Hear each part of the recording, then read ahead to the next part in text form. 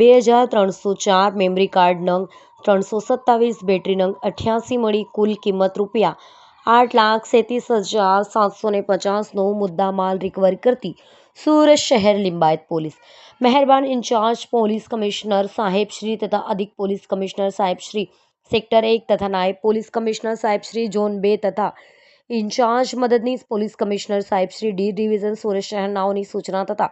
Police inspector Shri D D Chauhan સાહેબ નાઓની સૂચના તથા માર્ગદર્શન હેઠળ તથા second police inspector Shri D B Chavad સાહેબ નાઓની દેખરેખ હેઠળ લિંબાયત પોલીસ સ્ટેશન ખાતે દાખલ થયેલ અલગ અલગ કંપનીના મોબાઈલ ફોનના ચોરીના આરોપીની શોધખોળ માટે સર્વેલન્સ સ્ટાફના police sub inspector K P Jadeja તથા પોલીસ સબ ઇન્સ્પેક્ટર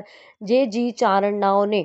પોલીસ માણસોની અલગ અલગ ટીમ બનાવી વર્કઆઉટ કરતા હતા। તે દરમિયાન લિંબાયત પોસ્ટેના સ્ટાફના assistant head constable Ajitsinh Dajibhai તથા assistant head constable Laxmanbhai Pujabhai નાઓને પોતાના અંગત બાતમીદાર મારફતે બાતમી હકીકત મળેલ કે એક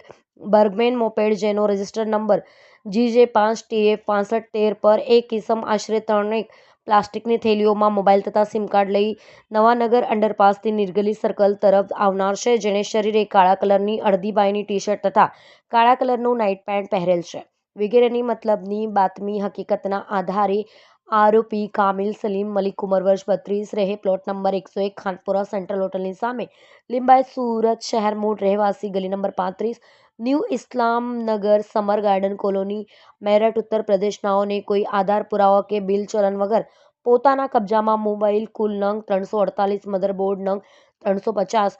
સિમ કાર્ડ નંગ 2304 મેમરી કાર્ડ નંગ 327 બેટરી નંગ 88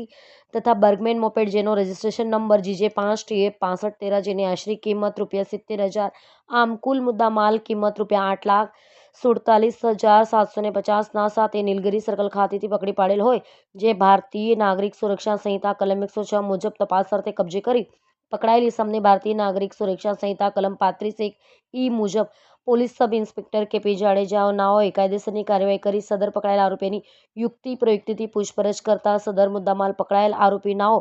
સાગર દેવી પૂજક રહે દેવત ગામ ગોડાદરા સુરત શહેર નાઓનો છે।